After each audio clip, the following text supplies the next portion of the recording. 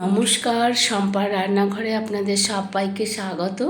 আজ আমি আপনাদের জন্য নিয়ে এসেছি একেবারে দারুণ স্বাদের ইউনিক একটি ডেজার্টের রেসিপি, সাবুদানার পায়েস।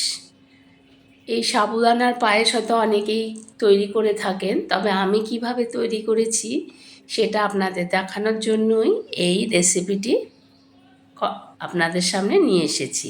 বন্ধুদের কাছে অনুরোধ, সম্পূর্ণ ভিডিওটি দেখবেন, লাইক কমেন্ট শেয়ার করবেন।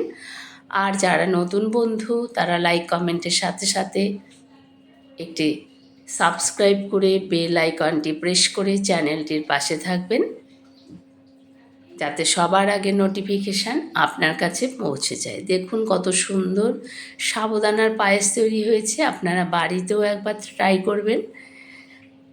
রাতের ডিনারে কিংবা দুপুরের লাঞ্চের পর অথবা সকালে ব্রেকফাস্টের পর একেবারে ঠান্ডা ঠান্ডা এরকম পায়েস কিন্তু অসাধারণ লাগবে।